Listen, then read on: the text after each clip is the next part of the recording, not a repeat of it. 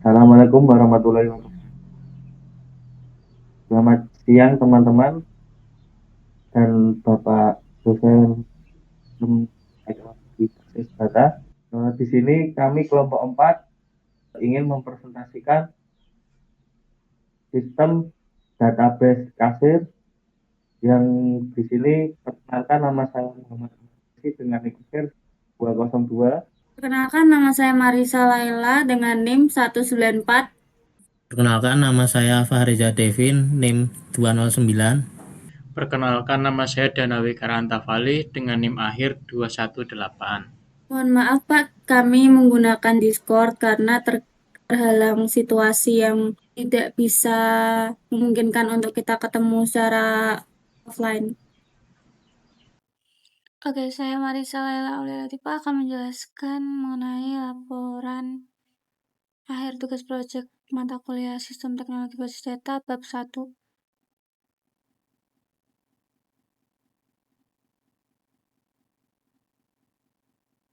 Dalam pengembangan sebuah aplikasi, basis data memegang peran penting sebagai tempat penyimpanan, pengolahan, serta pengolahan data. Sistem basis data yang dirancang dengan baik akan menghasilkan informasi yang akurat, konsisten, dan mudah diakses. Oleh karena itu, perancangan basis data menjadi tahap fundamental yang harus dilakukan secara sistematis. Melalui proyek ini, dilakukan perancangan sistem basis data mulai dari analisis, kebutuhan perancangan model data, normalisasi, hingga implementasi dalam bentuk skema database yang lengkap. Dengan adanya proses tersebut, diharapkan pengguna dapat memahami bagaimana pembangunan basis data yang efisien dan dapat mendukung kebutuhan aplikasi di dunia nyata.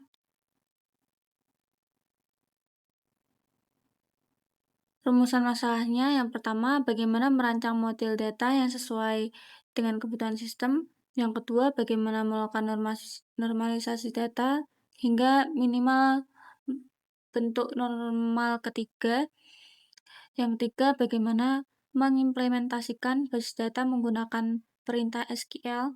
Yang keempat, bagaimana membuat view, store procedure, trigger, dan query kompleks dalam basis data. Yang kelima, bagaimana menguji hasil implementasi untuk memastikan bahwa basis data bekerja sesuai fungsinya. Tujuannya yaitu yang pertama, merancang model basis data yang terstruktur dan memenuhi kaidah normalisasi. Yang kedua, mengimplementasikan model basis data ke dalam sistem manajemen basis data menggunakan SQL. Yang ketiga, menyediakan contoh penggunaan view, store procedure, trigger, dan query kompleks. Yang keempat, melakukan pengujian terhadap fungsi-fungsi database. Yang kelima, menghasilkan dokumentasi yang lengkap sebagai laporan proyek basis data. Selanjutnya akan dilanjutkan oleh teman saya. Terima kasih. Di sini saya ingin menjelaskan di bab 2, yaitu ERD lengkap di subbab 2.1. Customer sebagai entitas memiliki atribut customer ID, name, gender, phone, address.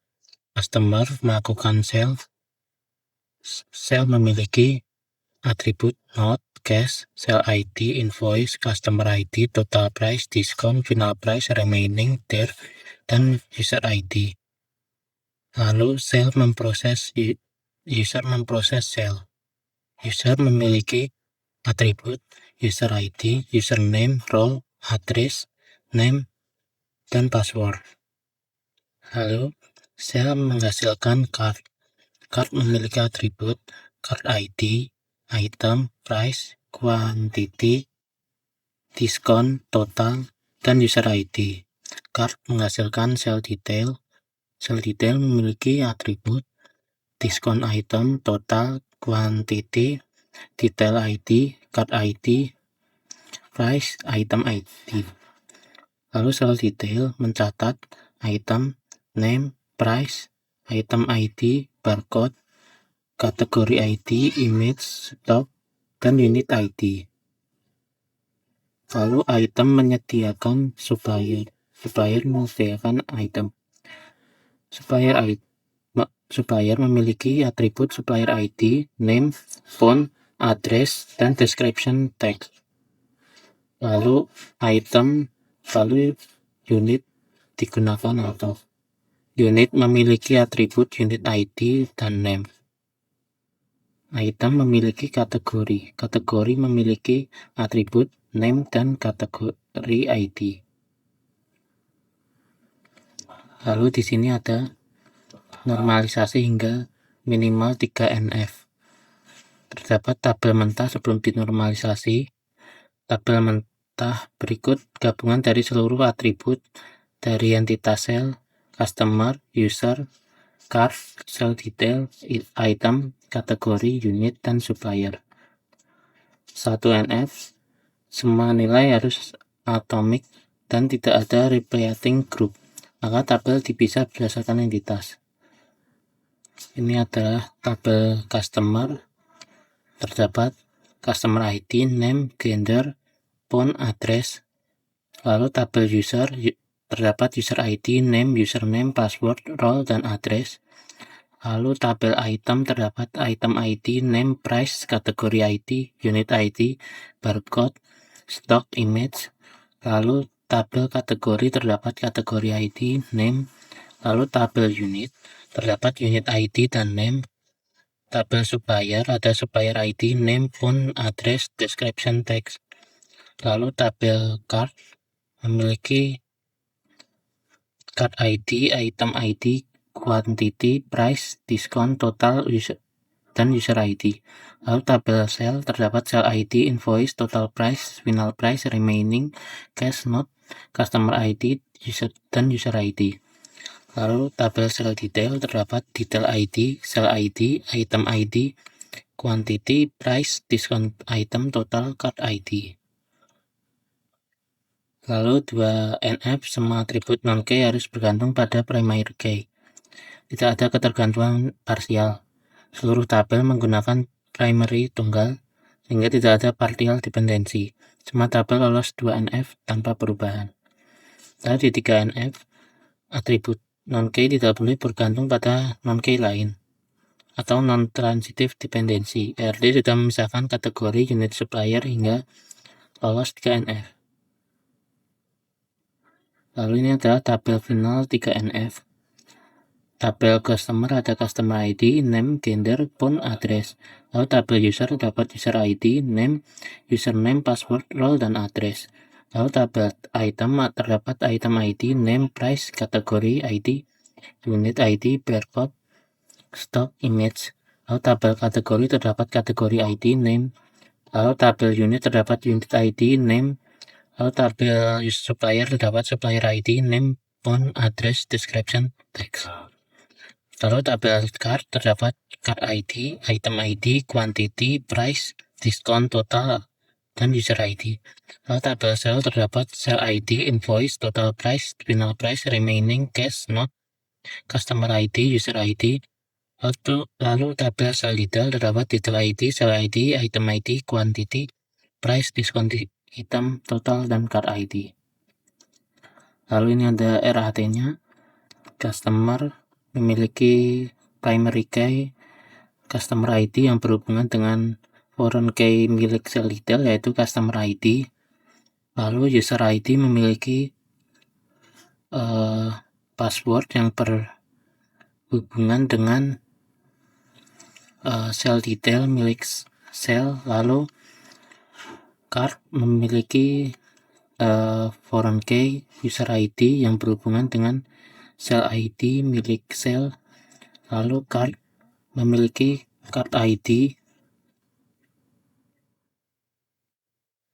berhubungan dengan card ID foreign key milik sel detail, card ID juga.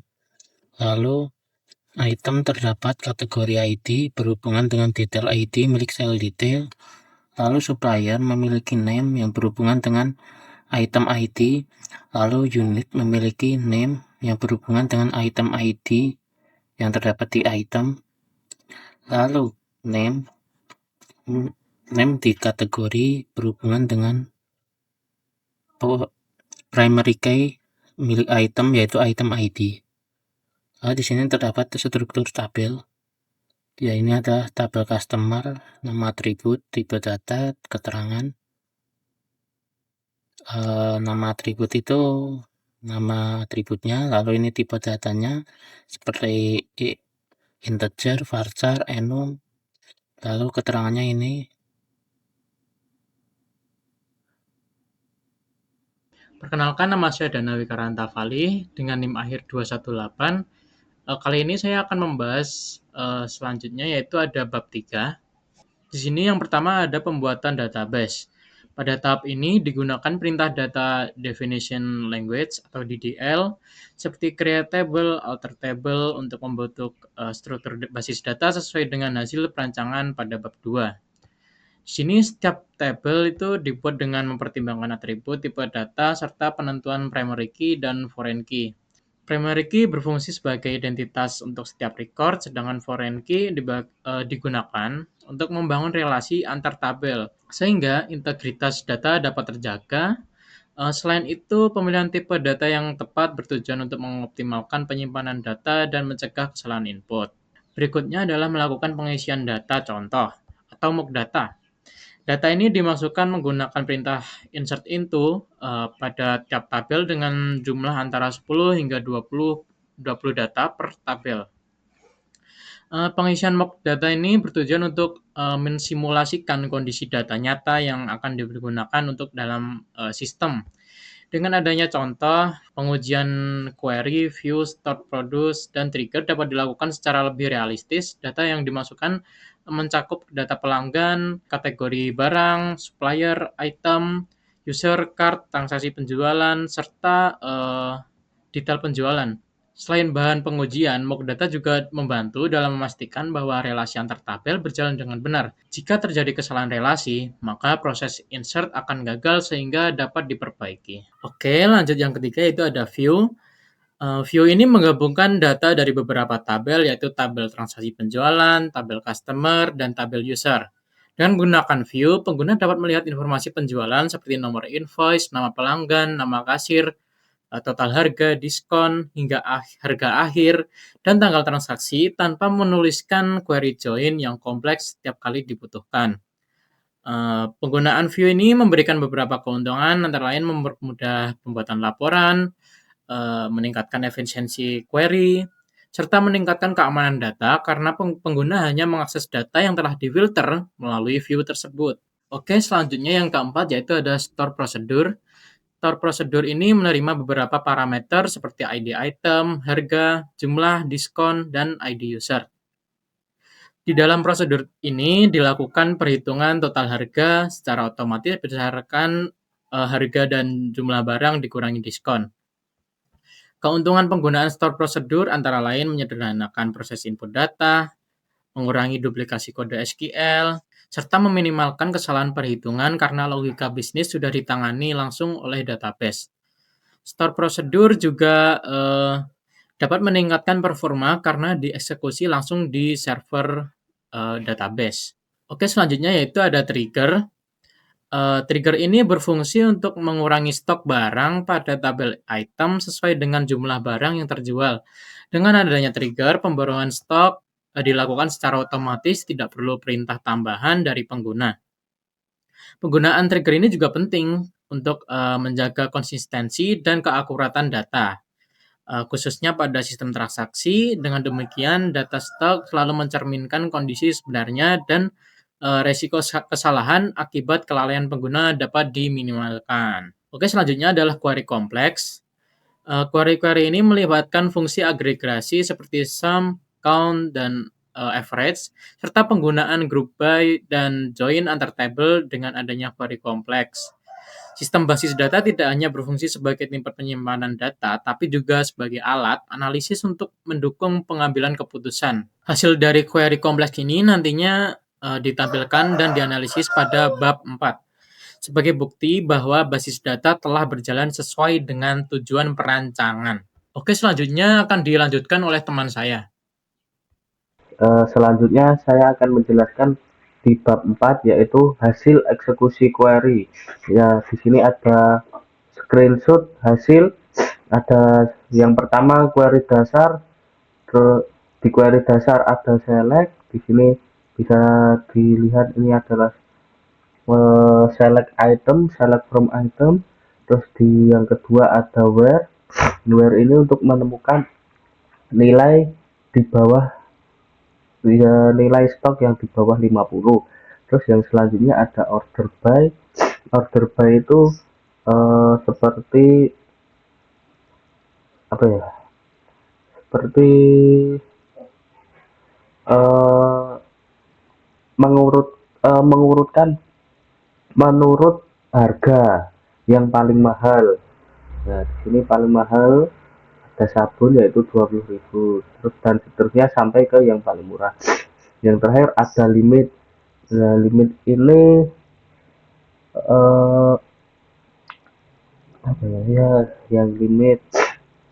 Terus yang kedua ada query intermediate. Yang pertama ada join 3 tabel. Di sini bisa lihat, aduh kecil sekali. Terus ada group by plus sum, terus ada having dan subquery. Di sini ada query lanjutan. Yang pertama ada nested query. Nested query ini bisa banyak sekali, yaitu terus ada view. Di sini view itu adalah gabungan dari tabel sel detail dan tabel sel itu digabungkan nanti membuat folder view. Jadi ketika ingin menampilkan view hasilnya, maka tidak ribet membuka dua tabel, jadi bisa langsung sekaligus. Yang ketiga ada update multi row. Di sini ada update stok dikurangi 5, di mana kategori dengan ID kategori 1. Jadi dengan yang kategori ID-nya 1, maka stoknya dikurangi 5. Terus selanjutnya ada hasil view. Di sini ya seperti tadi, view itu ada gabungan dari tabel sel dan tabel sel detail menjadi satu, yang ada isinya sel ID, invoice, nama customer, nama kasir, terus total harga, diskon, subtotal, dan tanggalnya. Terus ada trigger. Di sini untuk trigger ini cuman untuk mengurangi stok. Ketika ada barang yang dijual, maka barang yang terjual maka akan mengurangi stok yang semula dari 100, stoknya 100, ketika dibeli maka barang tersebut akan mengurangi stok. Ya, begitu. Terus ada hasil storage prosedur. Guna dari storage prosedur adalah untuk menyimpan dan menjalankan kembali kumpulan perintah SQL di dalam database guna meningkatkan performa lebih cepat dan lebih praktis, serta keamanannya dan efisiensi. Ya, dan bisa fleksibel, jadi begitu lebih ringkas ketika ditambahkan. Terus itu sudah kesimpulan. Terima kasih, sekian dari presentasi saya. Assalamualaikum warahmatullahi wabarakatuh.